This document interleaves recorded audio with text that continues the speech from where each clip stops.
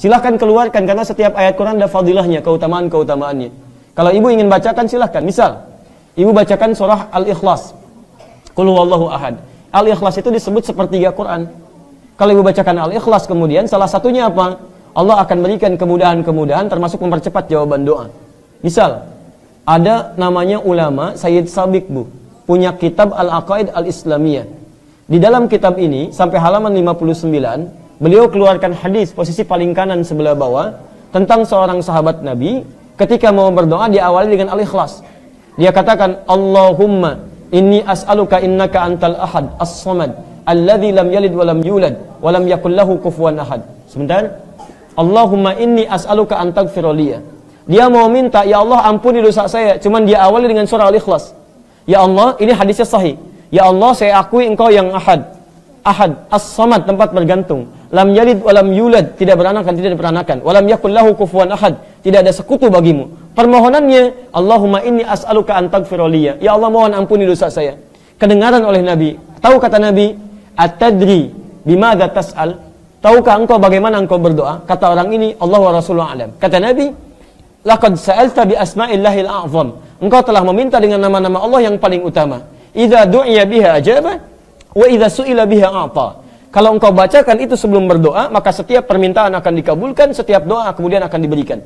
Permintaan diberikan, doa dikabulkan. Kapan dia memulai? Setelah membaca Qul huwallahu ahad. Di setiap ayat-ayat Quran, surah-surah Quran itu ada fadilahnya, ada keutamaannya. Al-Mulk ada keutamaannya, Al-Waqiah ada keutamaannya, Ar-Rahman ada keutamaannya, Yasin ada keutamaannya. Maka ibu baca keutamaannya, setelah itu amalkan isinya. Setelah diamalkan, maka fadilah akan diberikan oleh Allah Subhanahu wa taala. Misal, orang tua kita dulu mengatakan, kalau ibu pengen punya anak laki-laki, ganteng, soleh, maka baca surat Yusuf. Kalau anaknya ingin cantik, baik, solehah, maka baca surat. Nah, yang dimaksud itu bukan baca biasa. Dalam bahasa Arab, baca itu pahami artinya. Misal, baca surat Maryam kalau anaknya ingin cantik, perempuan, solehah. Maksudnya, kalau ibu sedang mengandung, nanti lahir perempuan, ibu pelajari surat Maryam. Kemudian bagaimana ibunya Maryam, Hannah merawat Maryam. Misal, ibunya mendoakan dulu kepada Allah, Quran surah ketiga ayat 36. Kemudian diberi nama yang baik, dicari gurunya namanya Nabi Zakaria, Quran surah 3 ayat 37. Dibuatkan tempat yang mendekatkan kepada Allah namanya mihrab. Ketika beliau berdoa, dididik dengan baik, dicari Nabi Zakaria, dicari tempat yang baik, maka dikabulkan doanya. Kata Quran surah ketiga ayat 37 paling kiri sebelah bawah, fataqabbalaha rabbuha biqabulin hasanin wa ambataha nabatan hasana. Diterima doanya oleh Allah, ikhtiarnya diterima, maka kami rawat anaknya dengan pertumbuhannya, dijaga oleh Allah. Kapan itu dijaga? Bukan saat dibaca, tapi saat diamalkan isinya. Makanya kalau ibu punya anak perempuan dikandung, lahir perempuan, ingin soleh seperti Maryam, bukan cuma dibaca surat Maryam, tapi diamalkan isinya. Bagaimana Hannah merawat Maryam, ibu cari kemudian guru yang baik, cari sekolah yang baik, doakan dengan baik. Kalau ibu cuma baca surat Maryam, tapi tidak pernah diamalkan isinya, sampai kiamat kurang 2 hari, gak akan jadi. Gak akan jadi. Al-Fatihah ada manfaatnya. Ibu tahu diantara fadilah surah Al-Fatihah? Misal bisa menyembuhkan penyakit dengan izin Allah.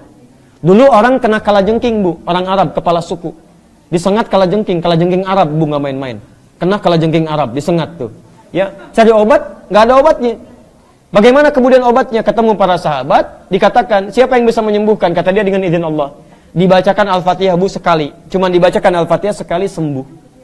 Padahal tidak ada obat yang lain. Begitu dibacakan Al-Fatihah sekali sembuh.